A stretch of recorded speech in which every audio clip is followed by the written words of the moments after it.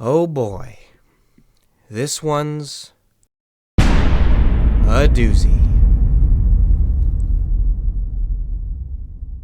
I'm not really sure how to explain this one to you either. I mean, I know, but I don't know if I can explain this in a way that anyone is going to understand.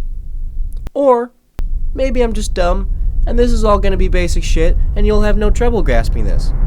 I don't know. Guess we'll find out.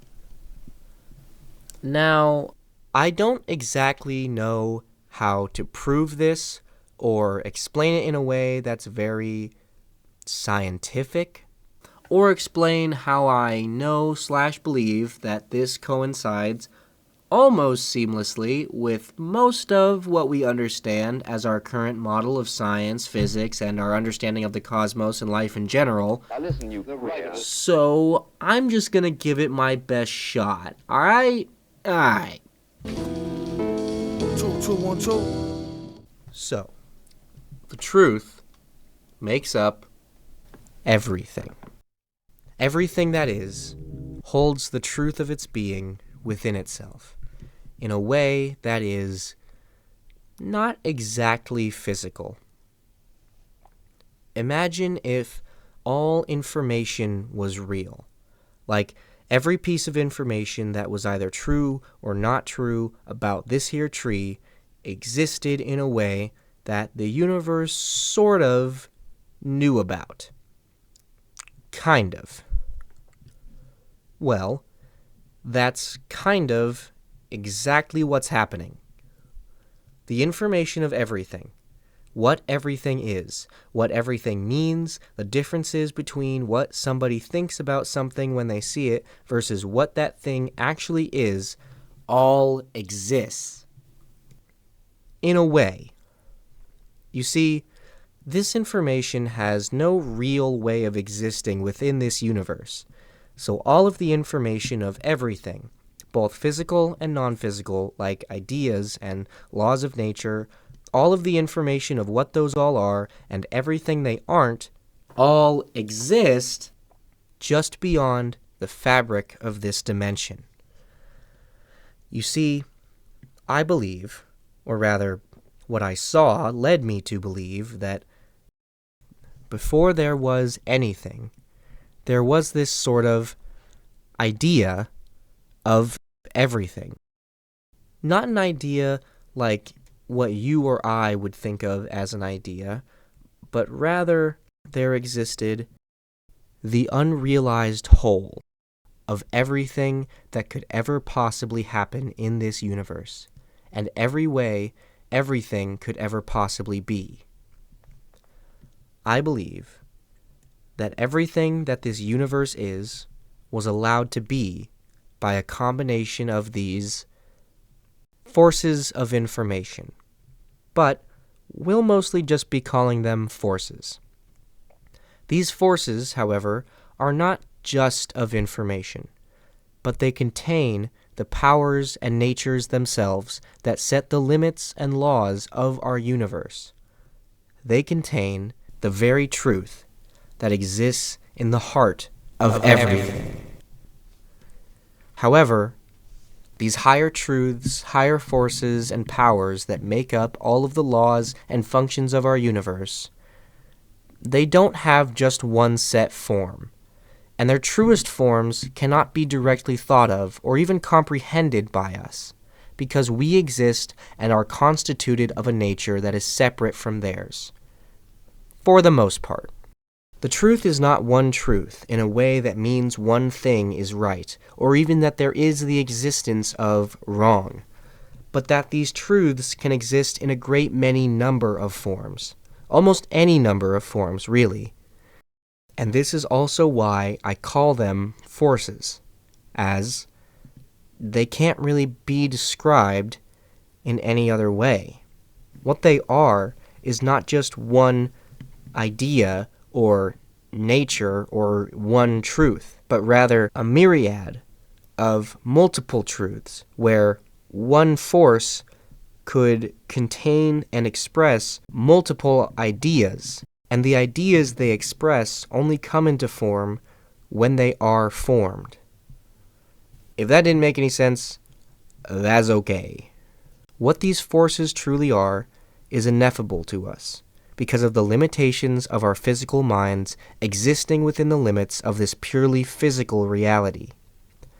These forces are truths, holistic core truths. You could even understand them as spectrums, as they are not one core truth, but rather these truths are the entire spectrum of every way a particular truth can be, the whole spectrum of forms that the truth can shape into. This is what we have been calling nature, and this is nature. It's hard to explain, but everything around us is just the various forms of the expressions of truth. The way nature strives for balance, these forces interact, breaking and seeking balance over and over again, and thus creating over and over again until eventually the translations of these truths come to a point where they are identical in nature, but different in some other way, different in a degree to their original forces of truth that they came from.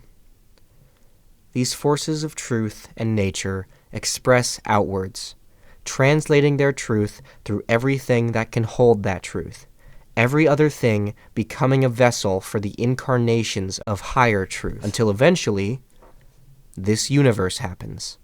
These laws and powers coming together to form a space that allows for these laws and powers to exist in a new spectrum of forms. Then, physical material becomes the vessel for these truths to express through.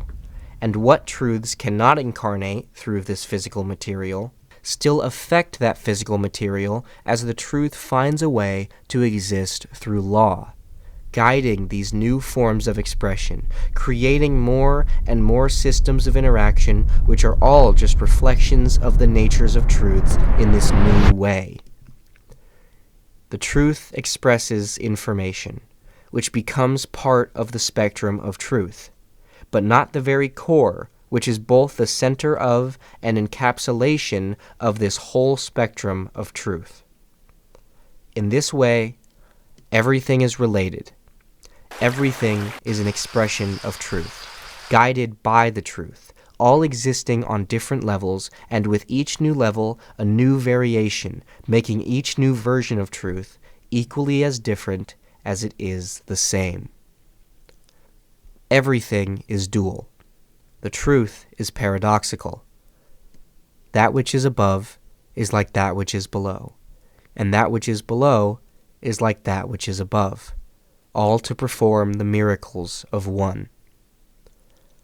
A really smart guy said that, by the way, but knowing his history, I'm not sure he'd want his identity mentioned. These forces are the very natures of truth, and the truths behind all nature, both the truest form and the container of all forms of all manner of laws, motions, powers, principles, and, well, everything. These forces contain, express, and are the truth. The truths of nature, of philosophy, of being, of movement, all exist in higher, truer forms. The forms we experience them in are only translated forms of the truth. Even our emotions and the nature of the processes we go through are all reflections and translations of the nature of these truths. And this is everything. This is why we go down similar paths in life, why we feel like we have unforeseen destinies, why irony is so baked into our lives, and why we are always drawn to be shown what we did not know before. Everything, seen and unseen, and especially us, are all a part of this system of expression, the whole spectrum of the interactions of truth. When these truths interact and complicate over and over, eventually they get to a point where they make something neutral again. Not just a new force, but a new plane, an entirely new system that is a near perfect reflection of the original system of the truth that was expressed. And that is exactly what this universe is. A new system of force. That sole common denominator is the spectrum of forms that energy can take in this universe, i.e., material. This universe is a system which only allows energies to exist in the form of particles. But that doesn't necessarily mean that nothing that isn't particles doesn't find his way of existing through and in this universe. This universe, just another translation of every way these forces can exist.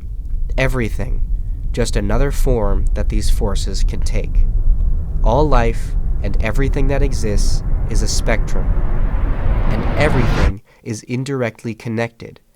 Through their nature of existence, within the spectrums of truth they exist to express the various forms of. Everything also carries the information of all its potentials. And those potentials change and interact with each other, magnetizing their forms to interact as well. There is so much at work that is unseen, and that cannot be seen, but can only be felt, experienced through the experiencing of life. And ultimately, that is why. Why everything interacts. Why everything happens. Everything is the expression of and experience of a form of life and the experience of being.